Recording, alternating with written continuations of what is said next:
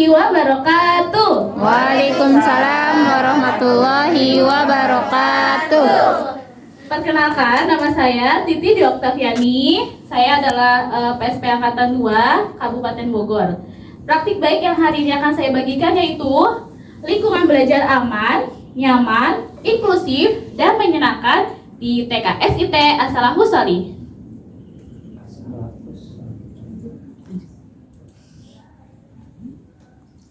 Situasi yang kami hadapi adalah 1.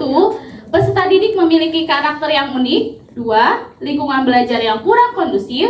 3. Semangat belajar yang rendah. Adapun tantangannya yaitu 1.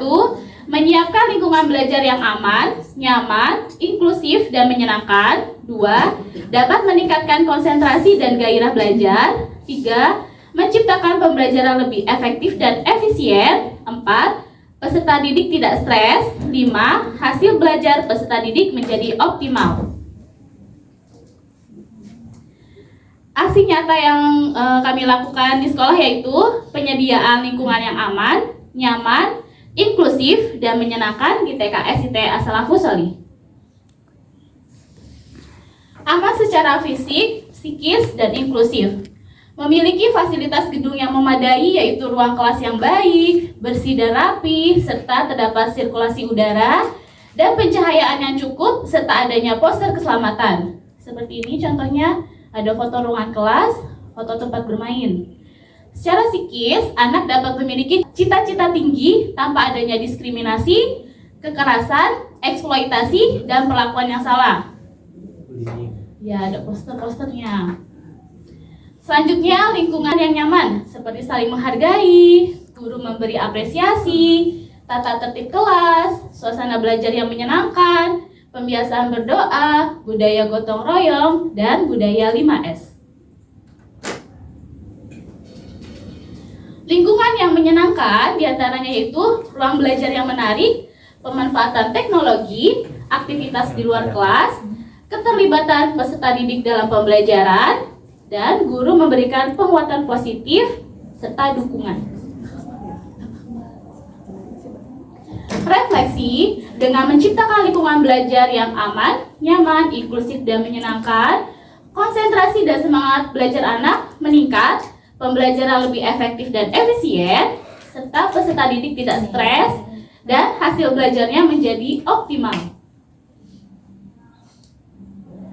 Rencana tindak lanjutnya yaitu mengupayakan terciptanya lingkungan belajar yang aman, nyaman, inklusif, dan menyenangkan di masa yang akan datang dengan lebih baik lagi. Terima kasih. Berikut adalah tayangan video tentang penyediaan lingkungan yang aman, nyaman, menyenangkan, dan inklusif. Silakan. Warahmatullahi wabarakatuh. Perkenalkan, saya Titi Dwi Oktaviani SPD, guru di TK SIT As-Salafus Shalih, selaku pelaksana Sekolah Penggerak Angkatan Kedua Kabupaten Bogor. Pada kesempatan kali ini, saya akan memaparkan tentang praktik baik mengenai lingkungan belajar aman, nyaman, inklusif, dan menyenangkan. Situasi yang kami hadapi yaitu peserta didik memiliki karakter yang unik, adapun tantangannya adalah menyiapkan lingkungan belajar yang aman, nyaman, inklusif, dan menyenangkan yang dapat meningkatkan konsentrasi dan gairah belajar, menciptakan pembelajaran lebih efektif dan efisien sehingga hasil belajarnya menjadi optimal. Berikut adalah beberapa kegiatan yang kami ciptakan agar mewujudkan lingkungan belajar aman, nyaman, inklusif, dan menyenangkan. Namanya apa? Kalau berjalan di tangga, hati-hati saat berjalan di tangga. Poster keamanan cuci tangan dan gosok gigi. Cuci tangan habis main, terus sebenarnya Pak. Sesudah. Jadi kita bisa Budaya 5S, senyum, sapa, salam, sopan, santun. Berikut adalah poster keamanan inklusivitas. Bagaimana sikap yang baik kita kepada teman? Baik.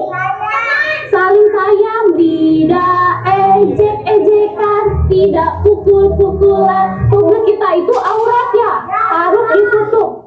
Kalau ada yang mau menyentuh kita, sentuhan tidak boleh yang tertutup. Baju dalam. Bagaimana ketika teman-teman bertemu dengan orang asing yang tidak dikenal? Lari.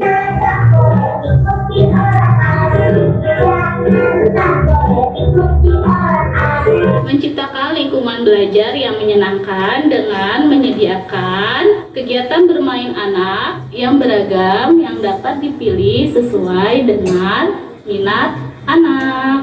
Teman-teman, sekarang hari apa? 3 bagian. Bu Guru punya 8 kegiatan bermain. Milka di warna apa? Merah. Membuat buku cerita. Jemput lampu-lampu. Bikin kupu-kupu. Pakai apa itu? Pakai lilin. Membuat apa? Kupu-kupu. Pakai apa itu? Kerang. Kerangnya pakai berapa? 1, 2, 3, 4, 5, 6, 7. Menyusun huruf. A, U, T, A, U, P, telat.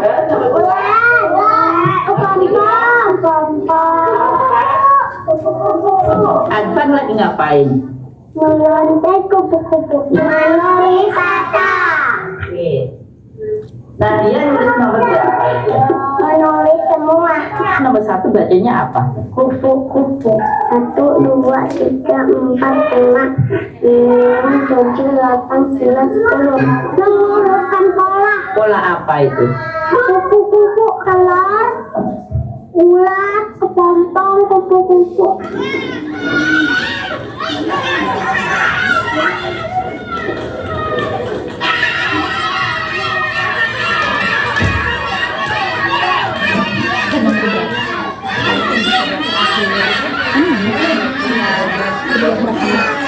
Ya berikan selamat.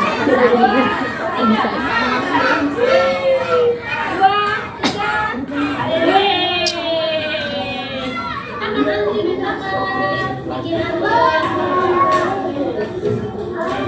Teman-teman, kita mau bikin apa? Telur asin. Telur bebeknya mau kita apain? Kita selimuti. Udah? Oke, Kaira maju. Kegiatan proyeknya detektif sampah.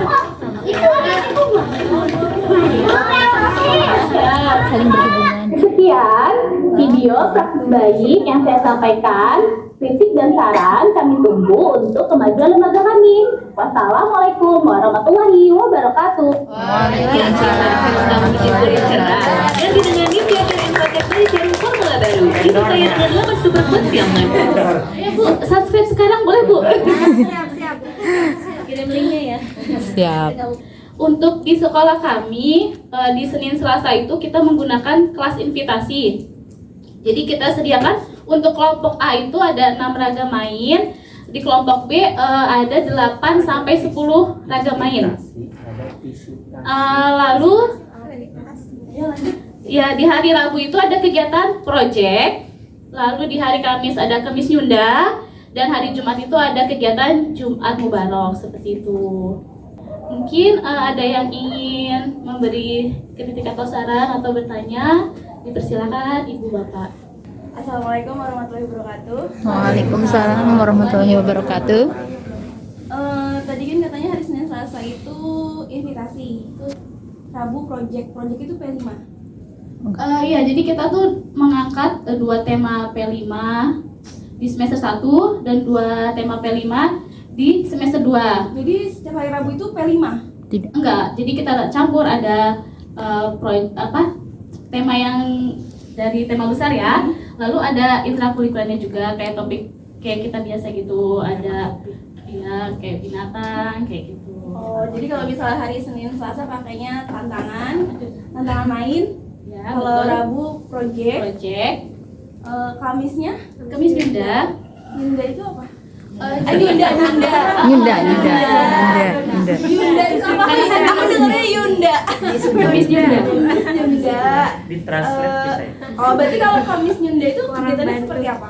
Jadi kita belajarnya di luar kelas ya Bu. Jadi Kemis Nyunda itu kita dari awal kita ajarkan seperti sapaan seperti itu kan. Pakai bahasa Sunda. Iya, betul. Betul, walaupun semua gurunya dari Jawa ya Bu. Jadi kita Kelihatan ini. jadi kita juga sama-sama belajar. Betul. Dan kata fasilitator atau lokakarya, nggak apa-apa Bu, walaupun gurunya dari Jawa, sekarang kita bisa memanfaatkan IT, teknologi, silakan setelkan YouTube, bahasa Sunda, jadi kan bisa sama-sama belajar. Lalu bahasa sapaan, terus kalimat sederhana kayak misalkan kepala, mastaka, kayak gitu dari nyanyian, lalu permainan Sundanya, tarian, dan baju Sunda, serta lagu Sunda. Alhamdulillah, ketika kita terbiasa menari, terus menyetel permainan Sunda kan selalu ada lagunya ya Bu. Otomatis mereka itu langsung bisa sendiri tanpa kita perlu ajarkan seperti itu, karena sudah terbiasa di setiap hari Kamis itu kita melakukan kegiatan Kemis Nyunda seperti itu Bu. Satu hari itu berapa jam yang diterapin di sekolah? Kita dari jam 8 sampai jam 11. Jadi penilaian yang diterapin di sekolah, bentuk penilaiannya seperti apa? Oke, karena kita kan sekarang sudah menggunakan kurikulum Merdeka ya Bu, jadi kita bisa memilih mau menggunakan penilaian seperti apa. Di sekolah kami memilih menggunakan foto berseri, lalu ada rubrik penilaian, lalu ada penilaian bulanan seperti itu. Nah, dari nanti ketika sudah penilaian bulanan, kita share ke orang tua. Jadi kita adakan pertemuan, kita jelaskan, Ibu untuk putra-putrinya sudah sampai sini ya perkembangan capaian pembelajarannya seperti itu. Kan pas pembelajaran Senin Selasa itu kan invitasi pakai topik. Ya. Berarti topik itu hanya dipakai hari Senin Selasa?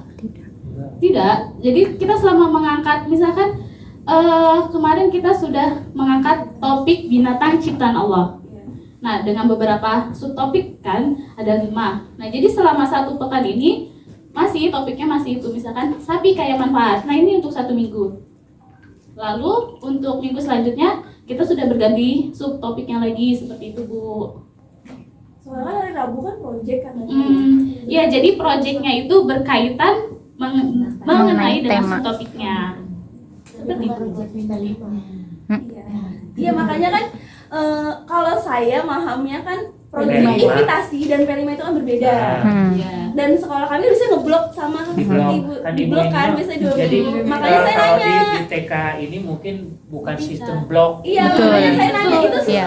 sistem yang P5-nya masuk di dalam minggu. Di dalam pembelajaran. Iya, itu bagaimana? Berarti kan berkaitan P5-nya dengan topik yang dipakai saat minggu itu gitu kan. Jadi kita pun topik ekstrakurikuler ada proyeknya Bu seperti itu. Iya, Tidak. benar. Jadi disisipin di jam-jam Iya. berikutnya nggak full di Itu, situ. iya. Bukan sistem blok. Kalau saya mungkin lebih ke tadi ya, raga main. Kira-kira dari 8 raga main yang disiapkan itu berdasarkan apa? Penyiapannya itu berdasarkan apa? Kalau raga main yang dipersiapkan setiap harinya? Ketika kita menyiapkan ragam main tentunya itu sudah tertulis di modul ajar ya Bu. Nah, ketika kita membuat modul ajar itu kita berdiskusi dengan teman sejawat, melibatkan kepala sekolah, tentunya guru seperti itu. Jadi nanti kita tulis nih pilihan ragam mainnya, kira-kira sekalian invitasinya ya Bu. Kita sudah siapkan, Bu Guru sudah siapkan. Lalu ketika sudah ready, kita berikan kepada kepala sekolah untuk dicek dulu nih, apakah ada yang perlu dikurangi, ditambahkan atau diganti seperti itu. Jadi ketika sudah ready, oke nih ragam mainnya seperti ini, baru kita membuat alat mainnya. Ada kriteria nggak? Kan kalau raga main yang kan di sentra tuh kan ada peran, sensor motorik, sama pembangunan. Nah, kan itu ada 8. Dari 8 itu dari 3 aspek itu atau bagaimana penyiapan? Iya Bu, kita jadi satu invitasi itu bisa menyediakan jadi beberapa kegiatan ya, itu dari hanya satu kalimat invitasi. Jadi kita bisa mengenalkan warna, mengenalkan angka, mengenalkan huruf, ukuran, seperti itu. Tetap ada bermain perannya, jadi biar anak bisa berimajinasi sesuai dengan, ya, jadi biar terbiasa berkomunikasi. Lalu ketika kegiatan proyek, otomatis kan harus melibatkan kelompok ya, membuat kelompok. Nah, alhamdulillah karena terbiasa kegiatan proyek di hari Rabu, ketika teman-teman sudah kata Bu Guru, kita menjelaskan nih, proyek kita hari ini ya. Lalu kita jelaskan semuanya bagaimana prosesnya. Ayo teman-teman silakan membuat kelompok. Nah, jadi anak-anak tuh sudah otomatis membuat kelompok sendiri. Misalkan kelompoknya 6 orang, jadi mereka langsung cari nih, aku mau sama ini, aku mau sama ini, seperti itu. Nah, ketika proses pembuatan kelompok sudah jadi, lalu kita siapkan, misalnya kayak kemarin kita proyeknya membuat maket karena sedang topiknya kupu-kupu ya Bu. Jadi kita siapkan pilihan kegiatan proyeknya. Ada yang membuat maketnya seperti apa ya, pop up, lalu ada ya siklus metamorfosis, lalu ada yang digantung. Lalu kita tanya nih, teman-teman, Bu Guru kan sudah siapkan 2 nih kegiatan proyeknya, mau yang mana? Silakan teman-teman diskusi dengan temannya, mau memilih yang mana. Akhirnya mereka ngobrol tuh, kamu nggak yang ini, kamu nggak yang ini, gitu kan. Akhirnya mereka sudah bisa berdiskusi dengan kelompok, seperti itu. Asesmen itu ranahnya perkembangan. Iya, betul. Ranahnya perkembangan, jadi ketika Ibu menyediakan ragam main, apa nih yang ingin dinilai, apakah kemampuan? Oh, di kelompok si ini mah kemampuan mengguntingnya baru satu kali, jadi makanya ada menggunting lurus gitu ya Bu ya, apakah seperti itu gitu kan. Maksudnya menurut kemampuan anak gitu menyiapkan, ataukah kan kalau kita udah kurikulum biasa dengan diskusi ya Bu ya, diskusi itu kan mau apa nih gitu kan, mau berkegiatan apa. Tadi kan kalau melihat dari perkataan Ibu kan guru ya, datangnya kan jadi guru kan, guru menyiapkan ya yang main. Ya, guru menyiapkan, nanti anaknya mau mainkan, ibu guru setor ke kepala sekolah kayak gitu kan. Iya, di modul ajarnya. Jadi seperti itu, ataukah melibatkan anak ketika akan menyiapkan ragam main. Oke, jadi di hari Jumat kan kita setiap pulang sekolah kita kan harus menyampaikan kegiatan esok harinya kan Bu. Nah, jadi kita tanyakan nih, besok subtopik kita ini ya, kira-kira ada apa ide atau tidak dari teman-teman, mau seperti apa, seperti itu Bu. Teman-teman itu paling senang ketika membuat buku cerita, makanya di setiap subtopik itu selalu ada kegiatan membuat buku cerita, seperti itu. Jadi diinikan ke gurunya itu, siswa mah nggak dilibatkan anak-anak untuk hari besok mau main apa gitu. Iya. Iya, jadi kita memberikan informasi untuk kegiatan besok. Nah, berkegiatan ini. Maksudnya subtopik kita besok ini loh teman-teman. Ayo kegiatan mainnya kira-kira teman ada ide tidak? Nah, yang pasti itu mereka selalu mau membuat buku cerita. Seperti itu. Siapa yang anaknya atau gurunya yang bikin? Nah, kalau untuk buku cerita, karena di kelas B, di kelompok B saya itu murid saya ada 14 anak, jadi saya menyiapkan 14 halaman. Nah, bagaimana sih keterlibatan anak ketika membuat buku cerita? Jadi kan anak-anak lebih mudah menghafal nomor absennya ya daripada namanya. Lalu misalkan Alka nomor 1, jadi nanti Alka ngambil halaman cerita nomor 1. Kemudian kan ada gambar dan ada ceritanya, lalu digunting dan ditempel di kertas HVS berwarna-warni. Jadi nanti dari situ teman-teman juga boleh pilih mau menggunakan kertas HVS yang warna apa, seperti itu. Jadi setelah selesai membuat buku cerita, menempel di kertas yang dia pilih, terus kita tanyain, ini ada gambar apa ya? Seperti itu. Jadi kita gali informasi terus. Lalu kita tanyakan, tadi bagaimana nak prosesnya? Kok sudah jadi? Kata dia, saya kan pilih dulu Bu, lalu digunting, lalu saya memilih kertasnya, mau warna apa, baru ditempel, seperti itu. Nah, ketika semuanya sudah jadi 14 halaman ini, di hari Rabunya baru kita ceritakan kepada anak-anak. Jadi mereka itu lebih antusias dan membekas gitu Bu. Apa yang sudah dibuat olehnya tuh kita bacakan seperti itu. Itu pun salah satu dari proyek gitu. Iya. Jadi proyek di Awalnya- situ nggak Awalnya kita pernah sekali itu yang subtopik aku sayang ayah dan ibu. Jadi kita buatkan proyek membuat buku cerita. Ternyata mereka antusias. Akhirnya ketika pembelajaran kita selipkanlah pembuatan buku cerita itu di setiap minggu, setiap topik. Berarti cerita dan gambarnya bunda gurunya yang sudah menyediakan. Iya, jadi kan kita Iya. boleh kan menyusun ya. Jadi saya belum bisa membuat buku cerita sendiri. Jadi tetap kita menyusun ya, kalimatnya adalah penyusun seperti itu. 6 atau 8 raga main. Sedangkan waktu pembelajaran itu dari jam 8 sampai jam 11. Itu tiap hari seperti itu, raga mainnya jumlahnya seperti itu, apakah kejar gitu? Jadi kita siapkan 8 sampai 10 kegiatan main itu untuk hari Senin dan Selasa Bu.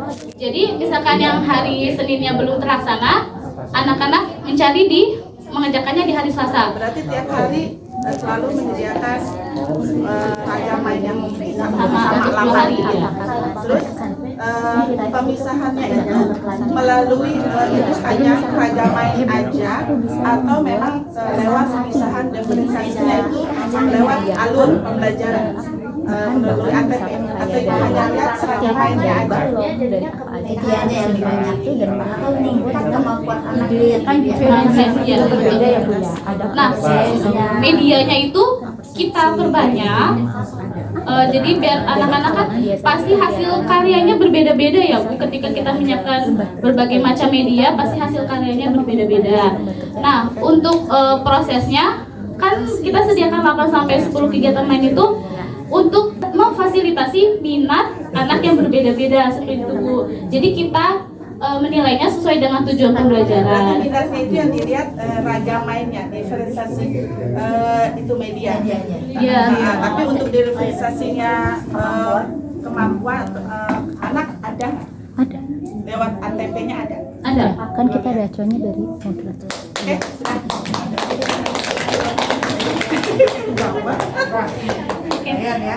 Sekian presentasi dari saya. Wassalamualaikum warahmatullahi wabarakatuh.